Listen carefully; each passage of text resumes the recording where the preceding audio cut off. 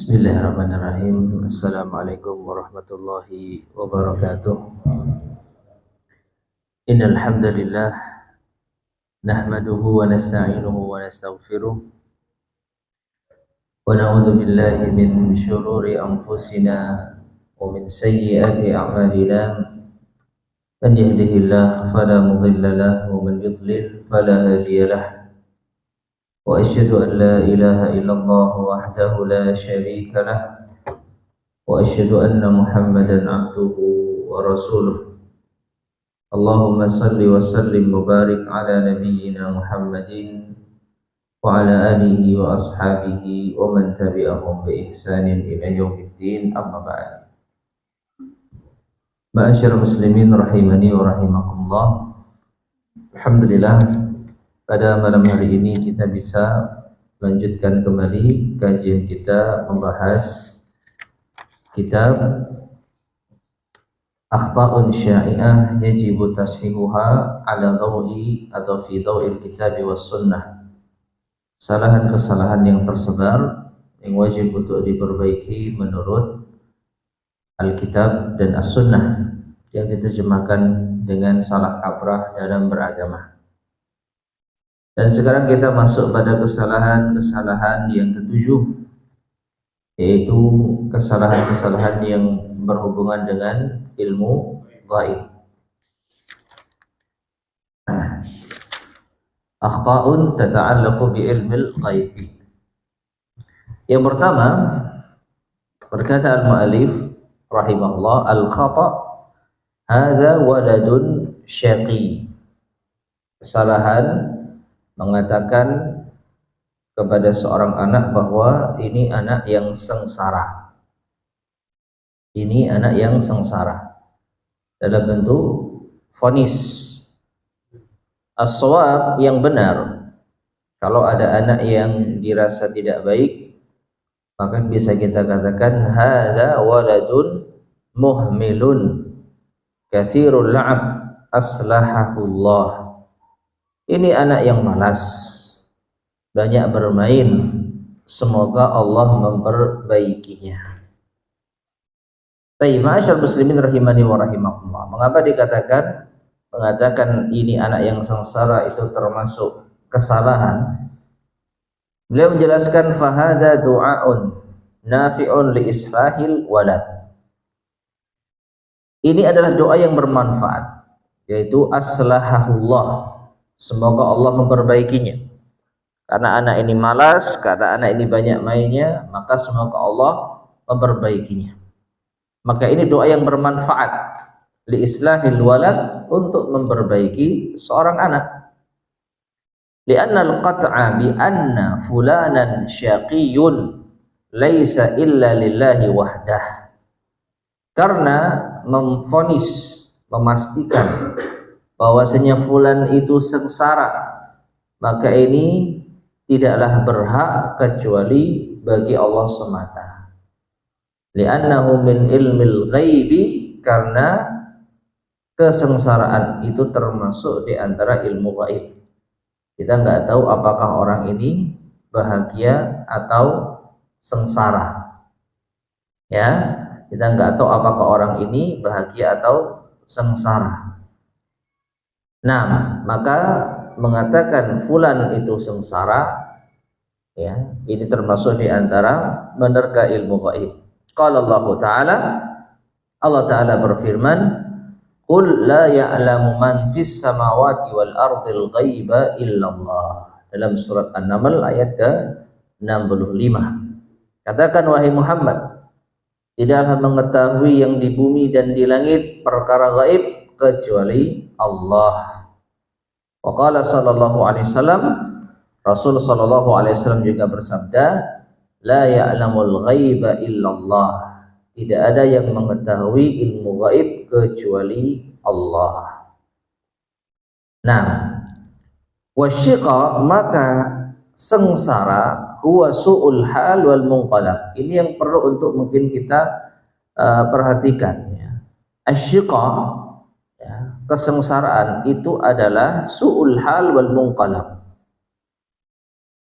keadaan yang buruk dan akhir yang buruk. Ya. Jadi mungkin ada sedikit perbedaan persepsi makna sengsara dalam bahasa Indonesia. Sengsara itu identik dengan susah, kemudian hidup yang kurang, mungkin gitu ya. Sedangkan asyaqi, sengsara dalam istilah syar'i itu adalah akhir yang buruk, lebih dekat kepada makna su'ul khatimah. Assalamualaikum. Ya, su'ul khatimah, akhir hidup yang buruk. Nah, di sini letak permasalahannya. Kita tidak pernah tahu orang itu menutup hidupnya dengan baik atau buruk. Sehingga kesimpulannya kita tidak tahu orang ini mengakhiri hidupnya dengan kesengsaraan atau kebahagiaan. Allah berfirman dalam surat Hud ayat ke-105-106. Yauma ya'ti la takallamu nafsun illa bi'idnih. Perhatikan, pada hari akan datang suatu jiwa tidak bisa berbicara kecuali dengan izin Allah. Di mana ini? Di akhirat. Di akhirat, hari yang tidak ada seorang pun bisa bicara kecuali dengan izin Allah. Faminhum syaqiyyun wa sa'i. Maka di antara mereka ada yang sengsara dan ada yang bahagia. Sehingga dalam ayat ini justru sengsara dan bahagia itu lebih spesifik disebutkan dalam konteks manusia di alam akhirat. Nah, siapa yang tahu? Ya, hanya Allah. Maka mengatakan anak ini sengsara, yang nantinya arahnya sengsara di akhirat, ini termasuk di antara menerka ilmu gaib. Sekali lagi, sengsara dalam konteks akhir kehidupan seseorang, bahkan di akhirat. Adapun dalam urusan dunia hidupnya susah, sengsara, nah ini mungkin hal yang berbeda. Makanya nanti juga akan dibahas ya, insya Allah kesalahan yang kedua itu juga bisa kita lihat dari sudut pandang yang berbeda. Jadi wallahu a'lam shawab. Sekali lagi, sengsara ya, kalau dimaknai sengsara di akhirat, sengsara seseorang di akhir hidupnya, maka tidak ada sesuatu pun yang mengetahui kecuali Allah. Tapi kalau kenyataan hidup, dia sekarang hidupnya sengsara, makan aja susah, boleh nggak? Boleh nggak? Boleh. Karena jelas ini arahnya pada realita kehidupan. Kasihan dia, sekarang sengsara dia. Ya, sengsara, kenapa?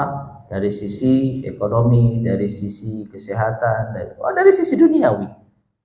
Maka ini indikasi yang menunjukkan bukan sengsara dalam konteks akhirat.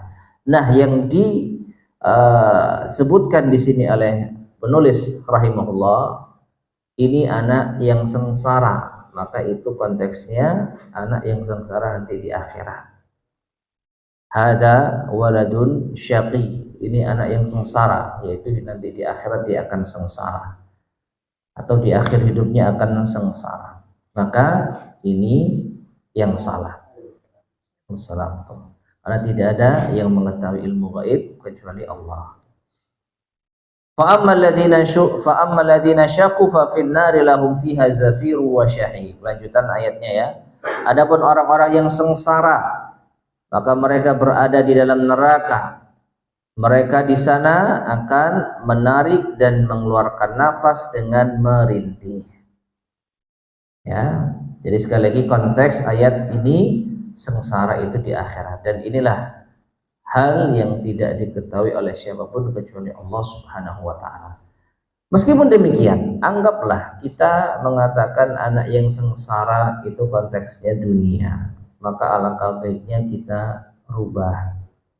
supaya tidak ada kesan menerka perkara gaib. Ya, anak ini malas, perlu belajar, semoga Allah memperbaikinya. Anak ini anak yang tidak baik, tidak rajin, ya semoga Allah memperbaikinya. Maka hindari kata-kata yang bisa menimbulkan persepsi vonis. Anak ini sengsara, anak ini binasa, misalkan. Ya, anak ini akan hancur, misalkan. Maka ini kata-kata yang harus dihindari, karena di situ ada mengandung unsur vonis. Ya, dan vonis kesengsaraan khususnya di akhirat itu hanya Allah yang tahu. Wallahu a'lam bishawab. Baik, yang kedua, al-khata' termasuk kesalahan. Al-maghfuru lahu al-marhumu asy-syahidu.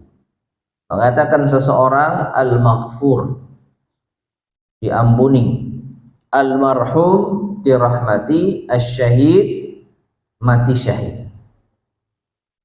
Ma'asyar muslimin rahimani wa rahimakumullah, ini diantara perkara-perkara yang sekali lagi bisa menimbulkan persepsi yang berbeda. Ya, al-maghfuru lahu, ada kesan orang ini mendapat ampunan Allah, pasti diampuni oleh Allah. Al-maghfuru, ada alif lamnya menunjukkan yaitu julukan yang melekat pada dirinya, orang yang mendapat ampunan. Al-marhum juga demikian, orang yang mendapat rahmat. Padahal kita tidak tahu apakah orang itu diampuni atau dirahmati Allah Subhanahu wa taala di akhirat. Demikian pula asy-syahid, ya, orang yang mati syahid. Mengatakan fulan syahid, maka ini termasuk di antara menerka hal yang gaib. As-shawab, yang benar, ini ke bawah dulu ya di terjemahan. Yang paling bawah itu harusnya setelah salah. Karena kalau kita lihat di dalam terjemahan itu biasanya seperti itu. Salah seperti apa, benar seperti apa, baru penjelasannya. Ya kan? Meskipun ada sebagian yang terkadang diselingi. Namun kalau di kitab aslinya salah seperti ini, benarnya seperti ini. Apa yang benar? La narju lahul maghfirah. Kita berharap semoga mendapat ampunan. Narju lahul rahmah, kita berharap semoga mendapat rahmah. Atau dengan doa yang seringkali kita ucapkan, rahimahullah, ghafarahullah, ya. Kalau sudah mati, sudah meninggal, semoga Allah merahmati, semoga Allah mengampuni, dengan lafaz doa semacam itu. Nah, itu yang benar. Ya, itu yang benar. Li'annal qat'a. Nah, sekarang alasannya kenapa tidak boleh kita mengatakan demikian. Li'annal qat'a bi anna fulanan syahid au marhum minal umuril ghaibiyah, karena memutuskan, memastikan fulan itu mati syahid atau fulan itu mendapat rahmat termasuk perkara gaib, allati la ya'lamuha illallah, yang tidak ada yang mengetahuinya kecuali Allah. Qala Allah Ta'ala, Allah Ta'ala berfirman dalam surat An-Naml ayat yang ke-65, ayat yang sama dengan kesalahan yang pertama. Qul la ya'lamu man fis samawati wal ardil ghaiba illallah. Katakan wahai Muhammad, tidak ada yang mengetahui apa yang di langit dan di bumi, hal gaib, kecuali Allah. Ya, apakah seseorang mendapat ampunan atau mendapat rahmat di akhirat, atau dia betul-betul mati syahid, maka tidak ada yang tahu kecuali Allah. Qala al-Bukhari, Imam Al-Bukhari mengatakan dalam kitabnya, babun la yuqalu fulanun syahid. Bab tidak boleh dikatakan fulan syahid. Ya. An Abi Hurairah ta'anin Nabi sallallahu alaihi wasallam qala, dari Abu Hurairah, dari Nabi sallallahu alaihi wasallam, beliau bersabda, Allahu a'lamu biman yujahidu fi sabilihi. Wallahu a'lamu biman yuklamu fi sabilih. Ya, Allah yang lebih tahu siapa yang berjihad di jalannya, dan Allah yang lebih tahu siapa yang terluka di jalannya. Nah, ma'asyar muslimin rahimani wa rahimakumullah. Jadi memastikan fulan mati syahid itu sama dengan memastikan dia masuk surga. Karena tidak ada balasan bagi orang yang mati syahid melainkan surga. Memastikan orang mendapat ampunan dan rahmat Allah, memastikan dia masuk surga. Dan tidak ada yang tahu seseorang masuk surga atau tidak kecuali hanya Allah Subhanahu wa ta'ala. Maka yang benar itu kita ucapkan dalam bentuk doa, semoga Allah merahmatinya, semoga Allah mengampuninya, semoga ia mati syahid, semoga ia diselamatkan dari siksa, dan kata-kata yang serupa. Itu kalau dalam bahasa Indonesia. Adapun dalam bahasa Arab, ya, rahimahullah, ghafarahullah, Allahumma ighfir lahu, Allahumma arhamhu, narju lahu rahmah, narju lahul maghfirah, yang menunjukkan ungkapan harapan, bukan pemastian. Ya, maka mengatakan seseorang dengan al-marhum, al-maghfur, asy-syahid itu termasuk di antara bentuk pemastian. Namun ada sebagian ulama yang mencoba untuk memahami bahwa kata-kata al yang didahului oleh alif lam itu tergantung niatnya. Ada kalanya orang mengucapkan al-marhum itu bukan dalam bentuk pemastian, tapi dalam bentuk doa. Ya, makanya dalam hal ini yang lebih baik kita hindari mengucapkan seseorang yang sudah mati dengan almarhum. Karena apa? Karena ada yaitu kesan pemastian. Bisa dikatakan itu termasuk di antara ungkapan yang multitafsir.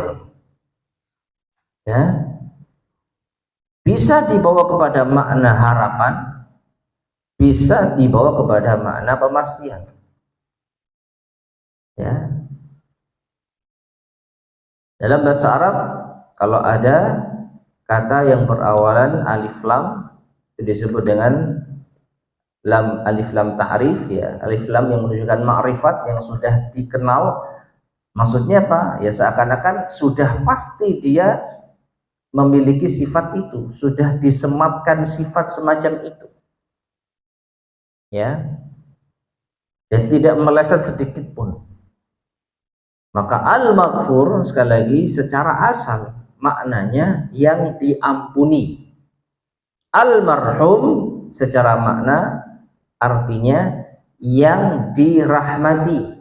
Asy-syahid secara asal maknanya yang mati syahid. Nah, apakah orang-orang itu betul-betul mendapat rahmat, ampunan dan mati syahid? Enggak ada yang tahu. Maka hindari ungkapan dengan kata semacam ini. Lebih baik kita ungkapkan dalam bentuk doa yang sering kita baca, rahimahullah, semoga Allah merahmatinya, ghafarahullah, semoga Allah mengampuninya, rahimahullah, ya Allahumma ighfir lahu, ya Allah ampunilah ia, atau narju lahu rahmah, kita berharap baginya rahmat. Nah, yang semak dengan itu.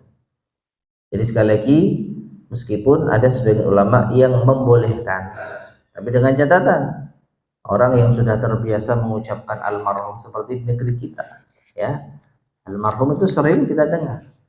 Dan semoga mereka mengucapkan itu niatnya doa, ya, semoga niatnya doa, bukan niatnya memastikan. Cuman kata-kata yang semacam ini hendaknya dihindari agar sekali lagi tidak muncul persepsi yang mengesankan itu vonis atau pemastian. Baik, kita lanjutkan kesalahan yang ke-8. Kesalahan yang ke-8. Kesalahan yang ke-8 yaitu akhta'un fi haqqin Nabi sallallahu alaihi wasallam.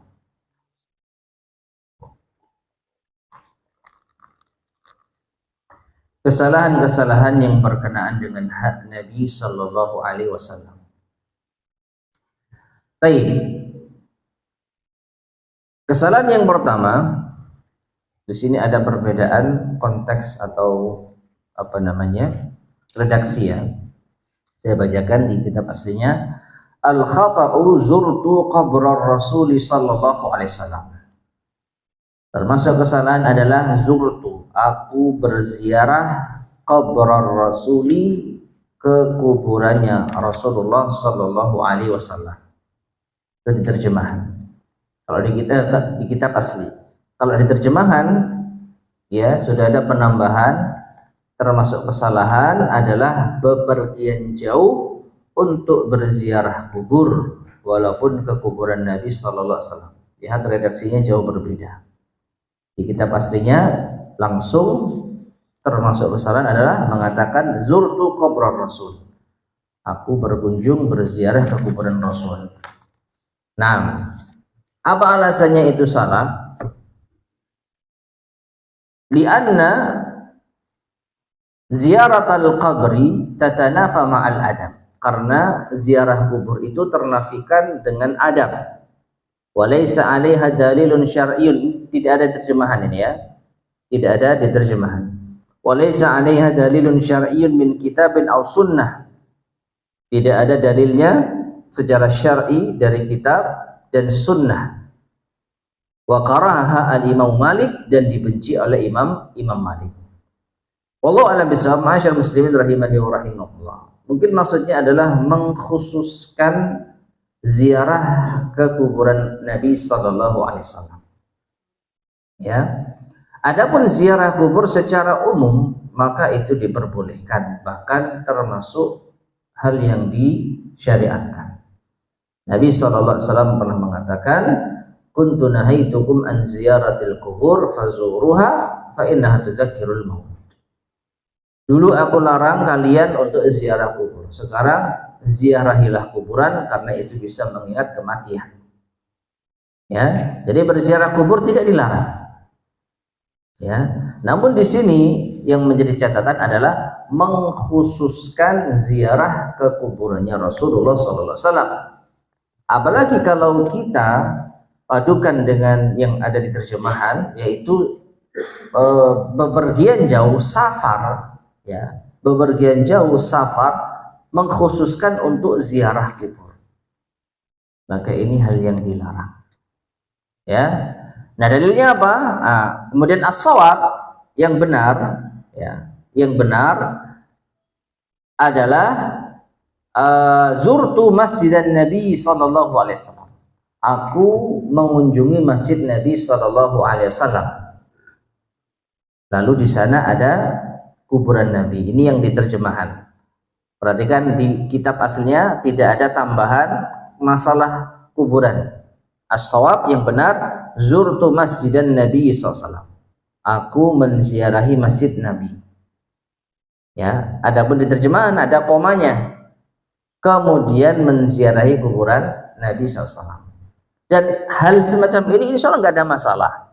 Ya, karena kita ke kuburan Nabi, karena kita kuburan Nabi apa?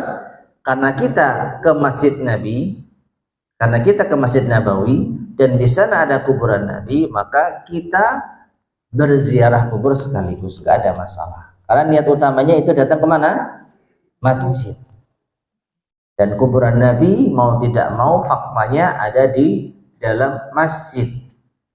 Maka itu tidak bisa merubah status Masjid Nabawi yang memiliki keutamaan khusus. Ya. Namun menyengaja datang ke kuburan Nabi saja, ini yang perlu menjadi catatan. Karena yang utama di sana justru Masjid Nabawi. Kuburan itu hanya sebagai pengikut. Jadi hanya bisa dikatakan ya salah satu hal yang ada di Masjid Nabawi saat itu. Kalau mau ziarah silakan, kalau tidak pun juga tidak mengapa. Tapi yang paling utama ya sholat di Masjid Nabawi.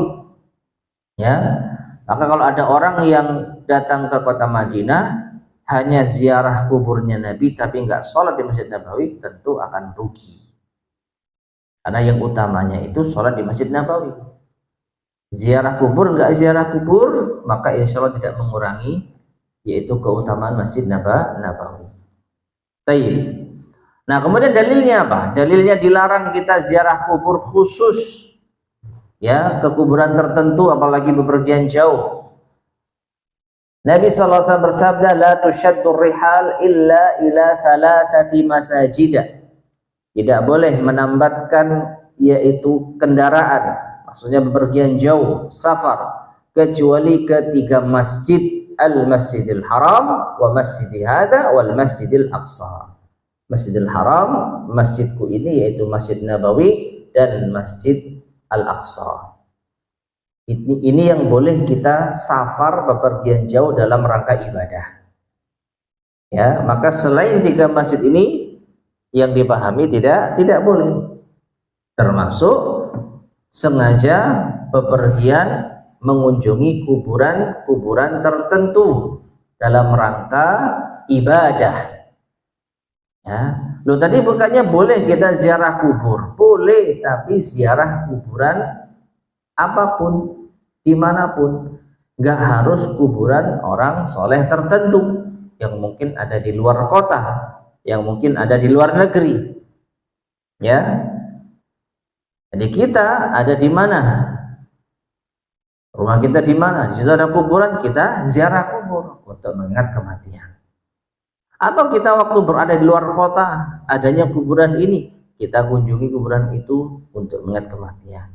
Termasuk saat kita di Masjid Nabawi, ada kuburan Rasul, ada kuburan Baqi, kita kunjungi untuk mengingat kematian. Nah, itu diperbolehkan. Tapi mengkhususkan bepergian dalam rangka ibadah ke kuburan, maka ini yang dilarang berdasarkan hadis Nabi SAW ini. Baik, demikian pula Nabi SAW bersabda, salatun fi masjidi hadha khairun min alfi salatin fi masiwa illa al-masjidil haram.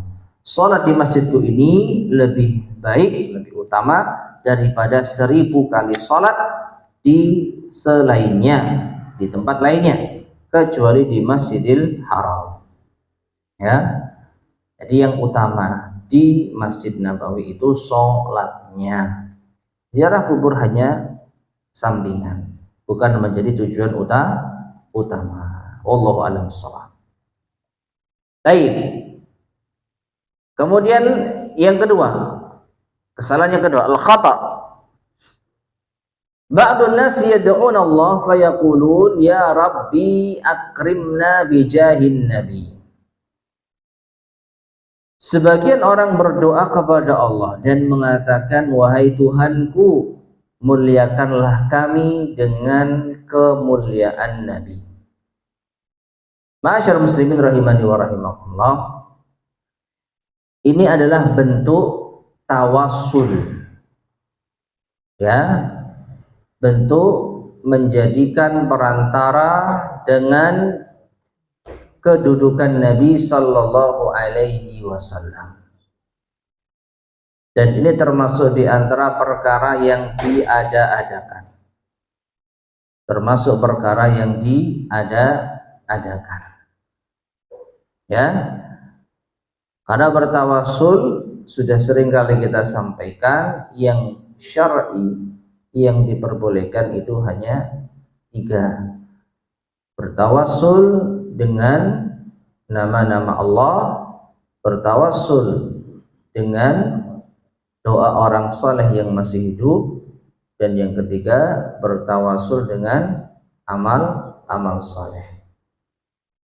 Menjadikan 3 hal tersebut sebagai perantara agar doa kita dikabulkan Allah Subhanahu wa ta'ala. Adapun bertawassul dengan kedudukan Nabi Sallallahu Alaihi Wasallam, maka setidaknya hal ini tidak ada tuntunannya. Baik, kita baca. Berkata al-mu'allif rahimahullah, wa hadza bid'atun, maka ini adalah bid'ah. lam yarid 'alaiha dalilun min kitabin aw sunnah, tidak terdapat dalilnya dari kitab dan sunnah. Walam yaf'alhu as-sahabatu wat-tabi'una wal a'immatul mujtahidun, dan tidak pula diamalkan oleh para sahabat, para tabi'in, para imam-imam ahli ijtihad. Jadi berdoa dengan tawassul semacam ini tidak pernah dilakukan oleh Rasulullah, para sahabat, demikian pula para tabi'in, para imam-imam ahli ijtihad. Ya, tidak pernah mereka berdoa dengan seperti ini. Wa amma hadis, adapun hadis, tawassalu bi jahi fa inna jahi indallahi azim, bertawassullah dengan kemuliaanku, dengan kedudukanku, karena kedudukanku di sisi Allah adalah agung. Fahuwa hadisun maudhu, maka hadis itu hadis maudhu atau palsu. Ya. Jadi Nabi SAW sudah mengajarkan kita tata cara berdoa dengan jelas. Kalaupun kita mau bertawassul, menjadikan sesuatu sebagai perantara, maka dalam 3 hal yang telah kita sebutkan tadi, itu yang ada dalilnya, itu yang ada tuntunannya. Ya, meskipun tidak kita pungkiri kedudukan Nabi di sisi Allah itu agung, betul. Dan para sahabat radhiyallahu anhu betul-betul mengagungkan dan memuliakan Nabi SAW dengan sebenar-benarnya. Tapi tidak pernah mereka menjadikan Nabi, kemuliaan Nabi sebagai perantara dalam doa mereka. Yang ada, Nabi meminta para sahabat datang kepada Nabi, bertawassul kepada Nabi saat Nabi masih hidup. Ya Rasulullah, ud'ullaha li minhum, misalkan Ukasha bin Mihsan ketika mendengar tentang hadis 70.000 orang yang masuk surga tanpa azab dan hisab. Ukasha mengatakan, ya Rasulullah, doakanlah aku termasuk bagian dari mereka. Ini tawassul, minta doa kepada Nabi. Ya, langsung di hadapan Nabi SAW. Maka boleh. Tapi berdoa, meminta kepada Nabi SAW di saat beliau sudah meninggal dunia, tidak ada. Ya, atau berdoa dengan kemuliaan Nabi, dengan kemuliaan Nabi-Mu ya Allah, maka penuhilah hajatku, kabulkan doaku. Ini tidak ada tuntunannya. Ya, yang ada asma wa sifat, dengan nama-nama dan sifat-sifat Allah, dan ini ada perintahnya. Walillahil asmaul husna fad'uhu biha. Dan Allah memiliki asmaul husna, nama-nama yang indah, maka berdoalah dengan nama-nama tersebut. Ya, tapi kalau nama Nabi, kedudukan Nabi dijadikan sebagai tawassul, perantara, maka ini tidak ada tuntunannya. Sekali lagi, ya, tidak ada tuntunannya. Meskipun ini bukan sampai pada tingkatan syirik. Perhatikan.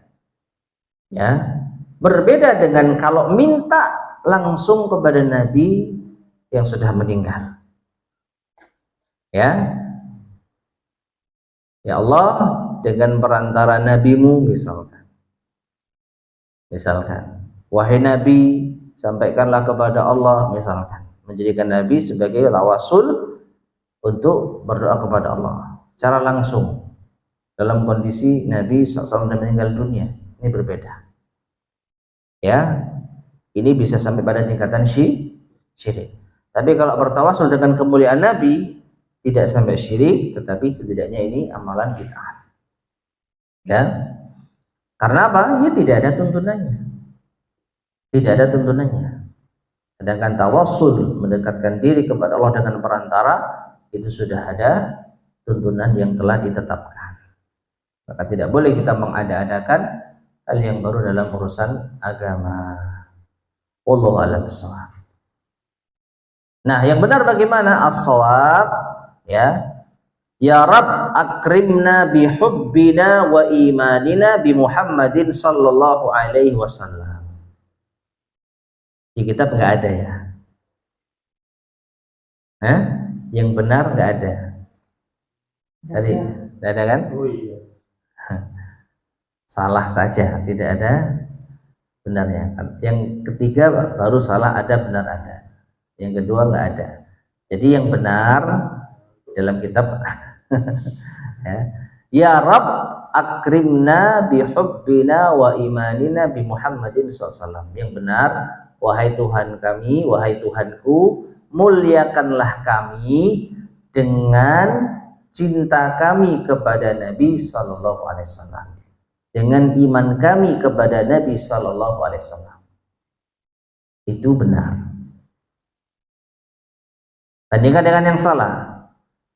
Ya, yang salah yaitu ya Rabb, ya wahai Tuhan kami, akrimna bijahin Nabi, muliakanlah kami dengan kedudukan Nabi.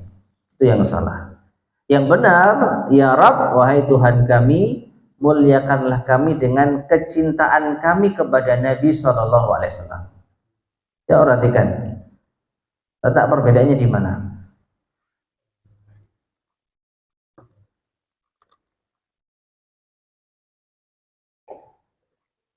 Yang salah, wahai Tuhan kami, muliakanlah kami dengan kemuliaan Nabi-Mu.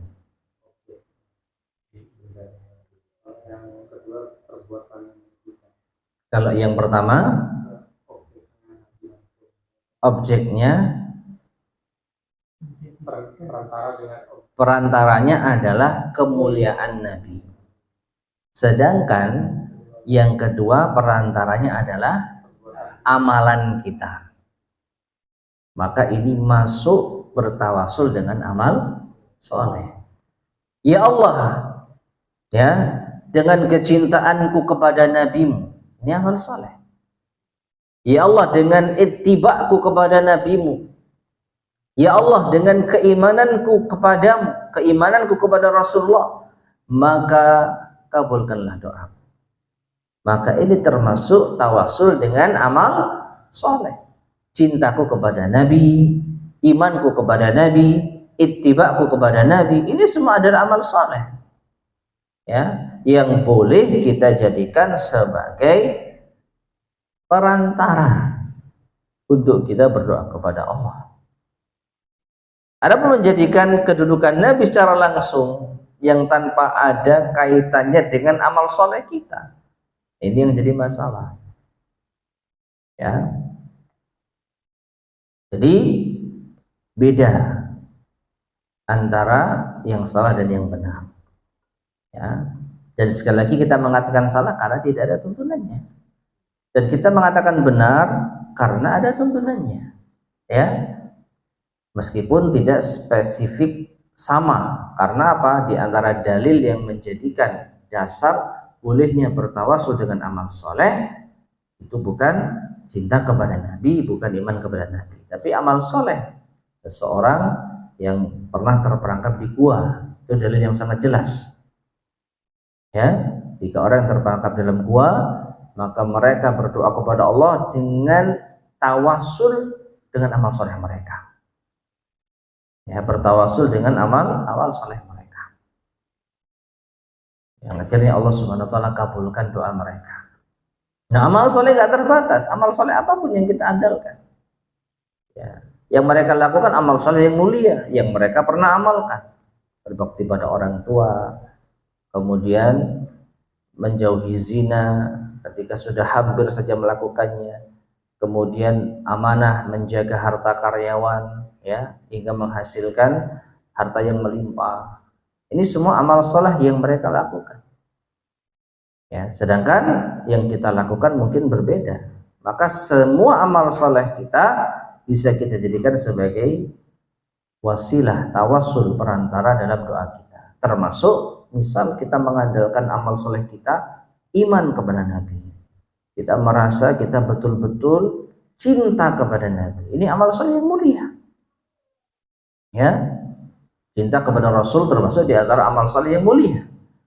Maka sah-sah saja, boleh-boleh saja ketika kita berdoa kepada Allah dengan perantara cinta kita kepada Nabi Sallallahu Alaihi Wasallam. Adapun menjadikan kemuliaan Nabi sebagai perantara, ini yang tidak ada dasarnya, ya. Wallahu a'lam bishawab. Baik, kesalahan yang ketiga, di kitab saya nggak ada ini, ya.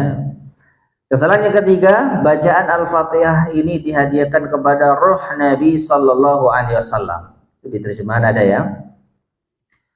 Jadi menghadiahkan bacaan Al-Fatihah atau apapun bacaan Al-Qur'an kepada ruh Nabi sallallahu alaihi wasallam. Ini kesalahan. Alasannya karena Al-Qur'an diperuntukkan bagi yang hidup, bukan untuk orang yang sudah meninggal dunia. Allah Subhanahu wa taala berfirman, liyunzira man kana hayyan, liyunzira man kana hayyan wa yahiqqal qawlu 'alal kafirin. Agar dia, yaitu Muhammad, memberikan peringatan man kana hayyan kepada orang yang hidup. Ya, juga bisa dimaknai hidup hatinya. Ya. Orang yang hidup atau hidup hatinya? Hah? Salah nggak mengartikan hidup hatinya?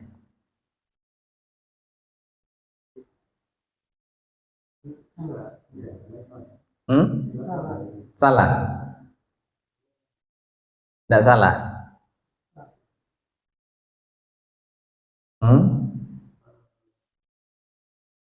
Alasannya karena Al-Quran diperuntukkan bagi yang hidup.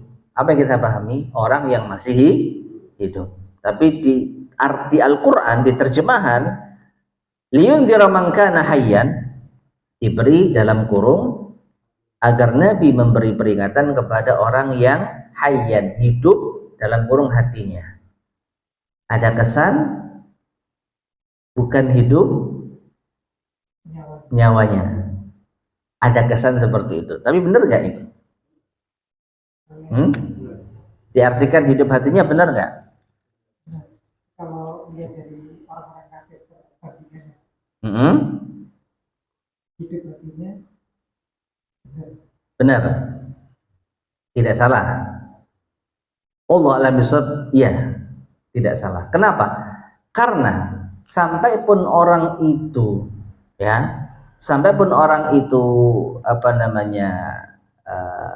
hatinya mati, ya, hatinya mati, belum tentu jasadnya juga mati. Artinya, kalau seandainya harus kita terjemah dengan hidup saja, hidup secara nyawa, maka orang yang hidup ada yang hidup hatinya dan ada yang mati hatinya.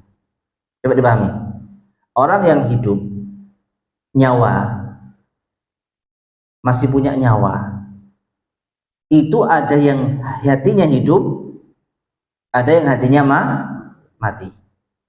Nah, yang diberi peringatan, yang bermanfaat mendengarkan peringatan, orang-orang yang hidup hatinya. Ya. Loh, lalu bagaimana dengan konteks diperuntukkan bagi yang hidup? Kalau seandainya orang itu mati, misalkan orang itu mati, maka tidak ada pembahasan hidup dan mati hatinya. Kenapa? Orang mati nggak punya hati. Pahami nggak? Orang mati, apakah hatinya hidup atau mati? Ya sudah mati. Otomatis tidak ada yang bisa dinilai dari hatinya. Nah, hanya orang yang hidup saja secara nyawa hidup itu yang bisa dinilai hatinya hidup atau mati. Ya. Jadi meskipun kita terjemahkan ayat ini terkait dengan peringatan Rasul kepada orang yang hidup hatinya, itu secara makna sudah mengandung orang yang masih hidup. Karena orang yang mati hatinya nggak hidup. Karena dia nggak punya hati, sudah putus ruhnya. Jadi sudah tidak bisa lagi berkehendak. Sedangkan hati itu kan yang menentukan baik buruknya amalan. Kalau buruk satu segumpal daging tersebut, buruklah amalannya. Kalau baik segumpal daging tersebut, baiklah amalannya. Apa itu? Hati. Ya, jadi hati yang hidup menunjukkan otomatis orang ini masih hidup. Ya, sehingga tidak masalah ketika diartikan hidup hatinya. Karena kalau orang itu mati ya nggak akan dibahas, yaitu punya hati yang hidup atau tidak. Dan kesimpulannya, maupun kita artikan Al-Quran itu peringatan bagi orang yang hidup secara nyawa, ya sah-sah saja, nggak ada masalah. Tapi secara spesifik memang Nabi memberikan peringatan, dan peringatan itu hanya bermanfaat bagi orang yang hidup hatinya. Wa yahiqqal qawlu 'alal kafirin, dan agar ketetapan Allah terhadap orang-orang kafir. Ya. Jadi menghadiahkan bacaan Al-Qur'an kepada Rasulullah SAW, bahkan kepada selain beliau, ini sekali lagi menyelisihi, menyalahi tujuan Al-Quran sebagai peringatan bagi orang yang masih hidup. Yang benar adalah salawat kepada Nabi kita Muhammad SAW, bukan mengirim pahala bacaan Quran kita. Ya, bersalawat kepada Nabi SAW itu adalah doa kepada Nabi, doa untuk Nabi, doa kepada Allah untuk Nabi. Allah berfirman, innallaha wa malaikatahu yusalluna 'alan nabi ya ayyuhalladzina amanu sallu 'alaihi wa sallimu taslima. Sesungguhnya Allah dan malaikatnya bersalawat kepada Nabi. Wahai orang-orang yang beriman, bersalawatlah kalian kepada beliau dan ucapkanlah salam penghormatan dengan sebaik-baiknya. Ya, kita ucapkan sallallahu alaihi wasallam. Allahumma salli wa sallim ala Muhammadin. Itu yang benar. Demikian pula Nabi sallallahu alaihi wasallam bersabda, "Man shalla alayya salatan sallallahu alaihi biha ashran." Barang siapa yang bersolawat kepadaku dengan sekali solawat, Allah akan bersolawat kepadanya dengan 10 kali lipat. Solawat Allah kepada hamba-hambanya yaitu rahmat Allah. Jadi siapa yang mendoakan ya keselamatan bagi Rasulullah, bersolawat kepada Rasulullah, mendoakan agar Rasulullah mendapatkan keselamatan, maka dia akan mendapatkan rahmat Allah Subhanahu wa taala 10 kali lipat. Nah, ya, jadi ma'asyar muslimin rahimani wa rahimakumullah, meskipun pembahasan kita kesalahan yang ketiga ini secara khusus spesifik, yaitu kesalahan membaca Al-Fatihah atau surat yang lain dihadiahkan kepada roh Nabi SAW, maka sebenarnya ini juga berlaku umum. Menghadiahkan bacaan Al-Quran kepada orang yang sudah mati itu tidak ada tuntunannya. Ya, yang ada adalah kita mendoakan saudara-saudara kita yang telah meninggal dunia dengan doa-doa terbaik kita. Adapun bacaan Al-Quran kita, maka ini bermanfaat bagi kita yang dapat pahala. Dan kalau yang meninggal itu adalah orang tua kita, maka tanpa kita kirimkan pahalanya, insya Allah sudah nyampe. Ya, karena apa? Anak soleh itu termasuk di antara amal jariah, termasuk di antara doa yang senantiasa bermanfaat bagi orang tua. Bukankah Nabi SAW mengatakan, idza mata ibnu Adam inqata amaluhu illa min tsalas. Kalau anak Adam meninggal, mati, maka terputus amalannya kecuali 3 perkara. Di antaranya waladun salihun yad'ulah, anak saleh yang mendoakan orang tua. Ya, dan anak saleh termasuk di antara usaha orang tua. Allah Subhanahu wa taala berfirman, wa allaisa lil insani illa ma sa'a. Tidaklah manusia itu memperoleh kecuali dari hasil usahanya. Ya, secara asal manusia tidak akan mendapatkan manfaat dari hasil usaha orang lain. Orang yang lain beramal, kita yang dapat manfaat. Secara asal tidak ada. Kecuali apabila mencontohkan kebaikan, ada dalilnya. Man sanna fil islami sunnatan hasanatan falahu ajruha wa ajru man amila biha la yanqusu min ujurihim syai'a. Siapa yang mencontohkan kebaikan di dalam Islam, dia akan mendapatkan pahala dan pahala orang yang mengikutinya. Jadi kita mencontohkan kebaikan, ditiru, dia yang beramal, kita dapat pahala. Ya, kita beramal dapat pahala kita, dan apa yang kita contohkan kepada orang lain lalu diamalkan, kita dapat pahala pahalanya juga, tanpa mengurangi pahala mereka sedikit pun juga. Allah yang Maha tahu. Nah, itu ada dalilnya. Atau anak soleh yang beramal soleh, maka orang tua dapat pahala. Karena apa? Anak soleh termasuk di antara usaha orang tua. Ya. Nabi SAW pernah ditanya tentang hal ini. Maka beliau mengatakan, anakmu adalah hasil dari usahamu. Maka anak soleh baca Quran, orang tua dapat pahala. Tapi selain anak soleh, selain ilmu yang diajarkan, maka masing-masing akan memperoleh sesuai dengan amalan sendiri-sendiri. Kita yang baca Quran, ya kita yang dapat pahala. Ya tidak bisa, wallahu alam, pahala ini kita hibahkan kepada orang lain. Ya, wallahu taala alam shawab. Baik, ma'asyar muslimin rahimani wa rahimakumullah, inilah dua pembahasan yang bisa kita kaji pada pertemuan kali ini, ya, kesalahan yang ke-7 dan yang ke-8.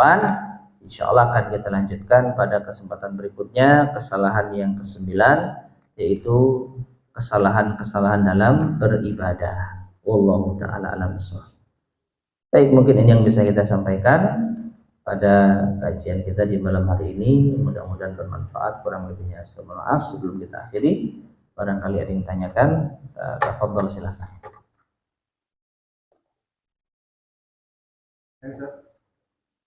Ini ada orang yang bersaksi terhadap mayat orang meninggal.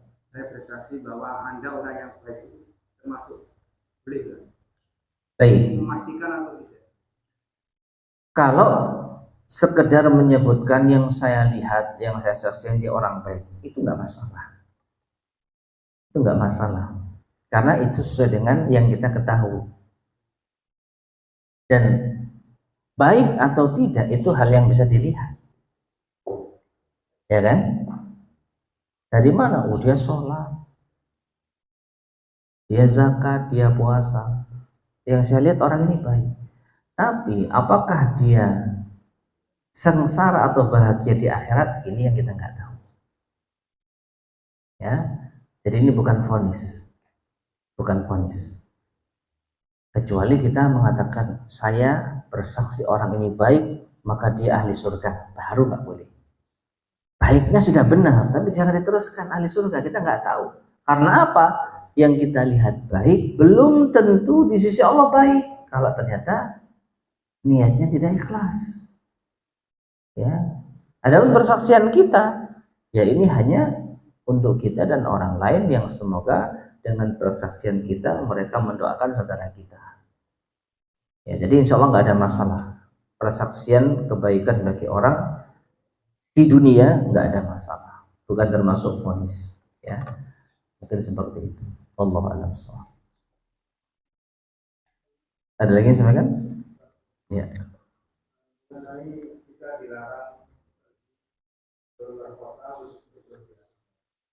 Untuk beribadah, ya, mengkhususkan ibadah tertentu termasuk diantara ziarah kubur. Ya.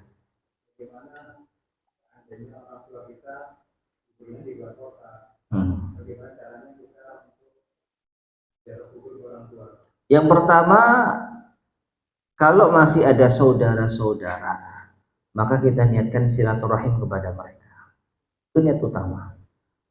Nah, selagi di sana, kalau kita mau mendatangi kuburan orang tua, ya insya Allah tidak mengapa. Bukan jadi tujuan utama. Tujuan utama silaturahim. Ya, dan biasanya keluarga itu ingatkan, kamu nggak ziarah ke kuburan orang tuamu tak? Oh iya, insya Allah, gitu aja. Tapi tidak menjadi tujuan utama. Ya, kembali ke niat.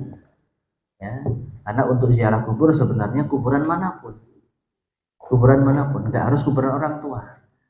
Tapi pas kita ada di sana, maka nggak ada masalah kalau kita ziarah kuburan orang tua kita. Ya, Allah alam, mungkin seperti itu.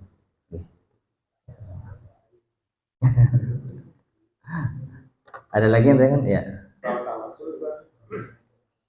Misalnya, anggaplah kita punya amalan tertentu yang kalau amal soleh itu misalnya tiap doa itu diulang-ulang, misalnya sekarang kita doa, Mm-mm. bertawasul dengan amal soleh. Ini di kesempatan yang lain kita berdoa terus Oh. dipakai lagi. Allah tidak ada masalah, ya, tidak ada masalah. Insya Allah tidak ada masalah mengulang-ulang tawasul dengan amal soleh itu saja, kan gitu ya. Tidak ada masalah insya Allah. Allah alam salah. Sama dengan kita berdoa itu saja. Ya Allah nikah lagi, ya Allah nikah lagi, ya Allah. Doanya Pak Samsul kan gitu ya. Diulang-ulang terus. Doa yang sama berulang-ulang gitu ya. Boleh.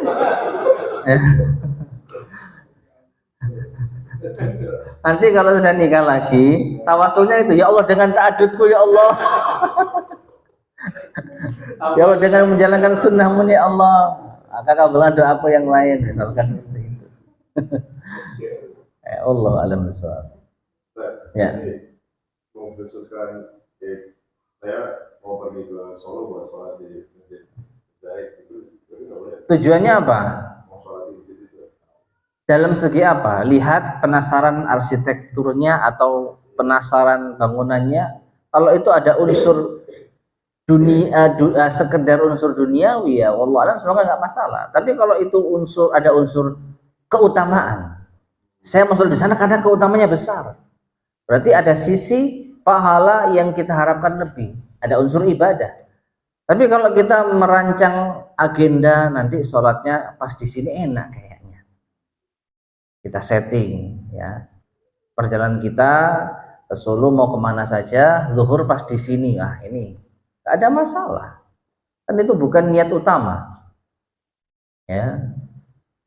Walaupun niat utama, tapi karena belum pernah sholat di sana, ingin tahu masjidnya.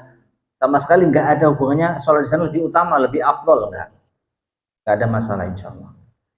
Ya, wallahu a'lam bishawab. Makanya kembali ke niat, Baik, ada lagi yang sampaikan? Ya. Bagaimana kalau dengan mendoakan atau menyebut syahid itu berdasarkan hadis Nabi, misalkan yang kena wabah? Boleh, ya. Tetapi itu kan umum. Dalam artian siapa yang meninggal karena ini maka dia mati syahid. Meninggal karena sakit perut, meninggal karena tenggelam, meninggal karena kebakaran. Setahu saya itu diantara yang ada dalilnya syahid. Ya, sebatas itu. Nah, ketika ada saudara kita yang meninggal dengan kondisi semacam itu, maka tetap kita mudah-mudahan dia syahid. Tapi kalau kita memastikan dia syahid, ya, maka ini sudah vonis.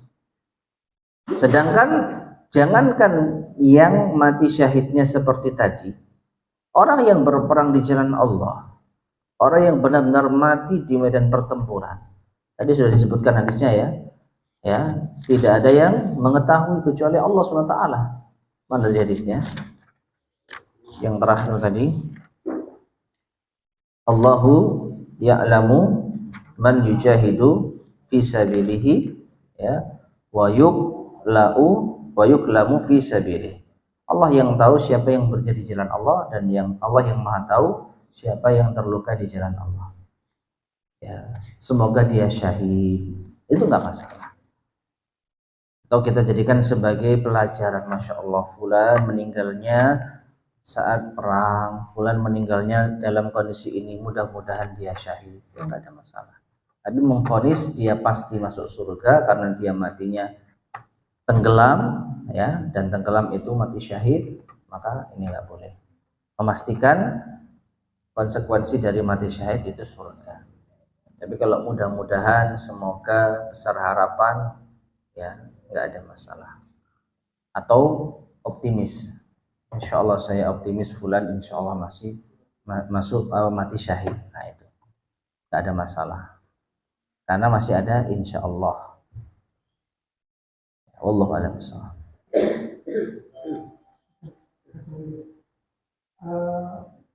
Mana yang lebih baik, kita ingin memberitahu orang tua terkait perbuatan-perbuatan yang terkait dengan syariat, yang perbuatan yang menyalahi syariat. Dengan? Ya, artinya dengan artinya kalau kita mengkoreksi itu kan seakan-akan kita itu ada, Mana yang lebih baik dengan apa? Kan ada perbandingan. ya kalau kita menyampaikan apa namanya berdasarkan ilmu syar'i itu kan itu kita mendapat artinya kita apa ya, Ini mana yang lebih baik kita mengoreksi tata cara agama orang tua dengan dengan apa? membiarkan Ya, tentu lebih baik dengan alasan kita menghindari dianggap durhaka pada orang dianggap tua. kan. Iya. Ya Allah alam bisa secara asal ya tetap lebih baik kita menyampaikan kebenaran, cuman kemasannya. Nah, ini yang perlu untuk kita betul-betul pertimbangkan. Jadi tetap kita harus menyampaikan. Mungkin caranya ini yang perlu untuk kita pertimbangkan pas momen ini atau dengan bahasa ini atau dengan ungkapan ini. Ya, tapi kalau kita tidak menyampaikan apapun karena khawatir nanti terjadi keributan, ini keliru. Ya, tapi beda dengan apa? Sebentar, saya mau cari momen yang pas. Nah, ini mungkin masih bisa dipertimbangkan. Kenapa? Nyari momen yang pas, nyari bahasa yang pas, tapi tetap ada niatan ingin merubah, ingin menyampaikan. Tapi kalau tadi membiarkan berarti kan besar, noai timbang rami. Terus biarkan daripada saya disebut anak durhaka, berarti nggak ada keinginan untuk menyampaikan. Ini berbeda. Ya, tapi kalau kita ada keinginan, itu ada usaha.